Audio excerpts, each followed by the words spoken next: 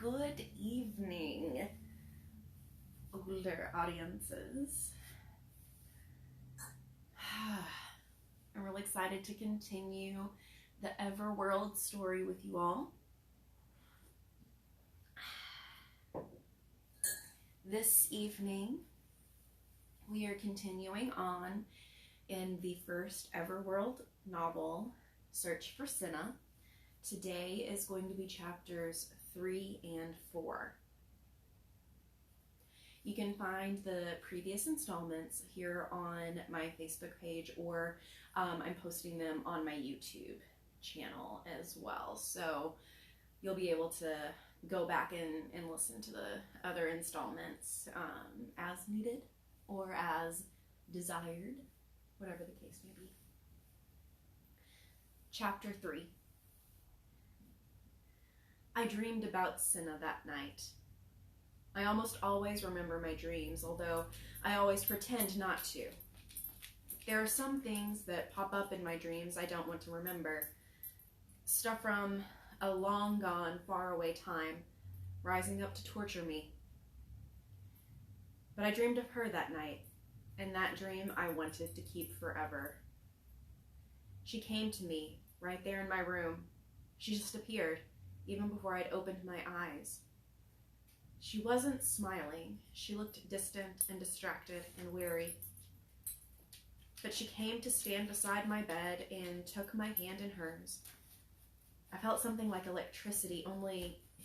No, not electricity. Electricity would travel from her into me, and that's not what I felt. I felt her hand, and it was cold. Not death cold. Steel cold. Emptiness cold. My own hand, hot, could not affect her. My heat could not raise her temperature by 1 degree, and that physical fact made it seem that my own hand was burning. She looked at me, but there were other eyes looking out through hers. She scared me.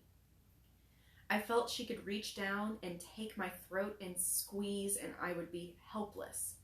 Helpless, battling at her with weak arms, unable to so much as bruise the liquid steel of her delicate body. She waved her other hand, and all at once the walls of my room were gone, and we were outside in sunlight in a field of wild flowers. All fake. I knew that right away. I knew it, and it made my insides churn. An illusion she had created. That was it. A movie backdrop for the big scene. She bent low then, low to me, sprawled on the grass, and pressed her lips into mine. Her hair whipped my face, stinging. I flinched, but she smiled, and I smiled too. A different smile as she kissed me. And now I was screaming in silent pain as the burning in my hands spread through my body. I reached for her to pull her down, but I might have been tugging at a marble statue. No control, David. You have no control. She said that. Or was it me? Or was it some voice from someone watching, unseen? She laughed. David the Dragon Slayer, she said. General David. David the Fool. Lord David. And more names, more titles, all mocking. But as she went on, more bitter, more angry, like she was seeing a list reeled off, a list she liked less and less. Then her eyes saw something that made her mouth form into a snarl. Plans within plans, she said thoughtfully, wary again. Secrets within secrets. But you will never betray me, will you, David? No, no, no, I cried, as if someone were ripping the words from my throat. You will always be mine, she said. She kissed me again and pressed her body against mine. And now, at last, she was warm and real. And then she disappeared. It happened the next day, the terrible thing. It was early, gray dawn, more gray than dawn, really, because the clouds were hanging low over the lake. It was chilly, which is how I like it when I go for a run. I run maybe 3 times a week. I'm no athlete. It's just that sometimes I'll wake up way too early and be full of this dangerous energy. The kind of feeling that makes you go looking for trouble. Maybe it was some hangover from my dream. Maybe I just hadn't slept well. All I know is I woke up tingling, teeth grinding, eyes way too clear and alert. So I got up and ran. I rolled out of bed and pulled on a pair of gray shorts, a faded Radiohead t-shirt, and a sweatshirt with the arms cut short. I dug in my drawer for clean socks and laced up my shoes. I crept down the stairs past my mom's room. Her door was partly open. A man's leg was sticking out from beneath the crumpled sheets. I looked away. We have a house in a kind of old neighborhood. It's a nice house with a standard lawn and a fence around the backyard. The street is quiet. It's 8-9 blocks to the lake and downhill all the way.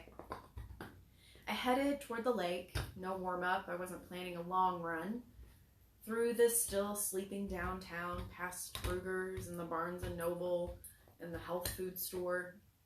I listened to the sound of my shoes hitting sidewalk. I listened to the sound of my own breathing, calm and steady for the first few blocks, getting a little harsher after that. I had to breathe through my mouth. My nose hurt less that way. Down to Sheridan, still mostly devoid of traffic. I caught a red light and shot a look each way and ran across. There's park all along the lake. Grass and big trees and winding paths for runners and bikers. People taking their dogs there. Kids play there.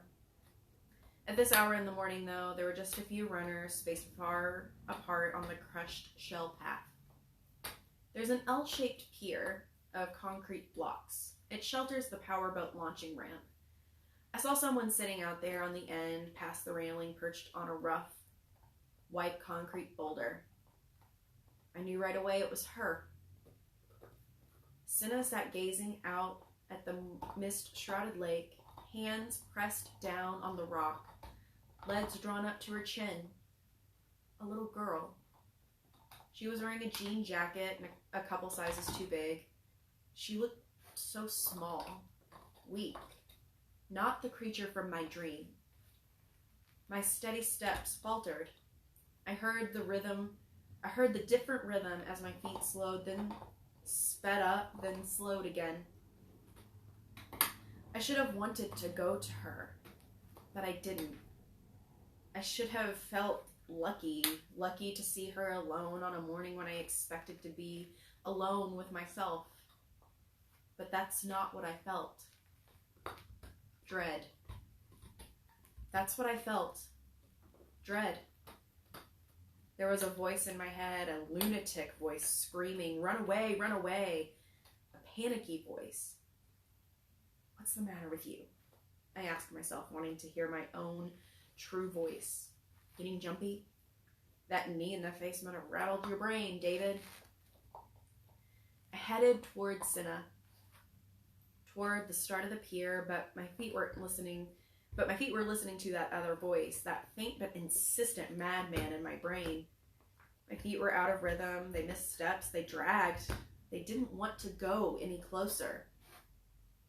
And then I saw the others, and they saw me, and I swear the chill breeze became a frozen wind that went right through my skin and iced my insides. Jalil was pulling up in his car. I saw him clearly. He saw me. I guess we were both trying to look normal, but we both knew there was nothing normal here. Christopher was walking from the other direction. He looked worried and harassed, like a guy who's late for an appointment he doesn't want to make. April was sitting on a bench looking out at Senna. I would be next to her in a dozen steps. I stopped. "Hi, April," I said, trying to sound normal. She turned her startling green eyes on me. "What does it mean, David?" I shook my head. I don't know. I heard a car door close, and Jaleel joined us. He said nothing. He looked at me. He looked at April. Only his eyes moved. Then, as if he didn't want to look, as if he didn't want to have to turn his head, he looked at Senna, at Senna's profile, because she did not turn to look at us. "Excuse me, but does anyone else have a case of them unholy creeps?" Christopher asked. Christopher's a big guy, bigger than me. Blonde, looks like a surfer dude. His tan was looking a little green. He had walked up and stopped, like me, a few feet away from April. "I was blaming it on brain damage," I said, pointing to my bandaged nose. "My brain's fine," Jaleel said. "It's my stomach telling me to get the hell out of here." "Too weird," Christopher said. "We're all here. She's out there. What is this?" "I heard her leave early this morning," April said. "We share a wall between our rooms. And then I felt like I had to follow her." She shrugged. "What is this?" Christopher demanded in a loud voice. Deliberately loud. Maybe loud enough for Senna to hear if she was listening. "Ask her," April said. Slowly, Senna climbed to her feet. She turned and looked at us. She was maybe 100 feet away. I could see confusion on her face. Her mouth formed the word "no," and then the entire universe ripped apart.